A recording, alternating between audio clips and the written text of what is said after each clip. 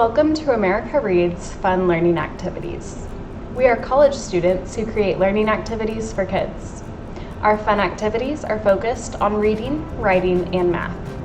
Thank you for joining us to learn today. My name is Mariah, and in today's activity, we're going to be learning about how to use the grouping method to solve multiplication problems. We're going to see just how sweet this method is because we're going to be using candy to group and solve each multiplication problem. All right, so once you have your 10 paper circles cut out and your flashcards with multiplication problems prepped, you'll have an empty box where the answer goes, and we'll be ready to get started. So to do this, you can just shuffle up your cards, and let's start with this one as an example, 3 times 5. So whatever problem you get, you're going to use this first number, and that's going to be the number of paper circles that you count out. So for this one, it's going to be 3 of our paper circles.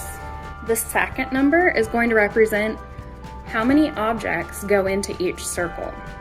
So I'm going to be counting out 5 of my fruit snacks and placing them onto each paper circle. The total number of fruit snacks between all 3 circles is the answer to this problem. Go ahead and count this number as I'm counting them into each paper circle and see if you can get this question.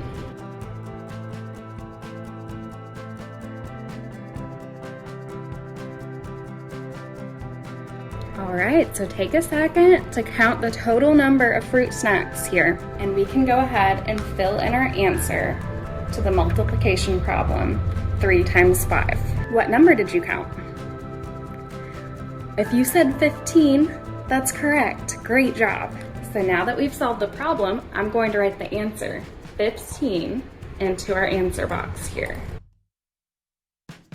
So we solved the question 3 times 5 by making 3 groups of 5 objects, and we got the answer. So what would happen if we had something similar? 5 times 3, what would that look like? Well, we're going to be using that first number, remember, to count out the number of paper circles. So that will be 5.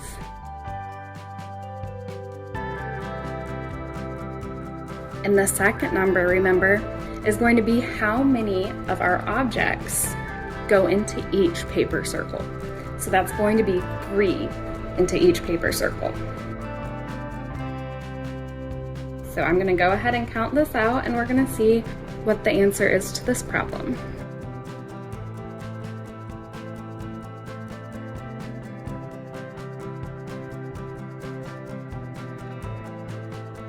Alright, so just like last time, go ahead and take a moment to count out the fruit snacks. And the total number is going to be the answer to this problem. Alright, so have you counted the total? What's the answer that you got? If you said 15, that's right. So even though this looks a bit different than the first problem, notice that we have the same total number. So 3 times 5 and 5 times 3 has the same answer. It's 15.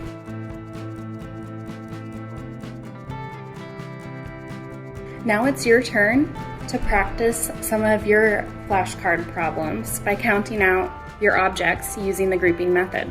Once you finish and fill in the answers to all of your problems, treat yourself to some fruit snacks or candy or whatever you used for counting. Great work today. Now that we've gone through a couple examples of how to use the grouping method, it's your turn to solve some on your own. So work through all of your flashcards and fill in the answer to each problem. Once you do that, if you used candy or some other snack for counting, you've earned a treat. Thanks for joining us to learn today. I hope that you had fun learning about the grouping method, and we hope you come back and learn some more. Please like and subscribe to our channel, and we'll be back with more videos.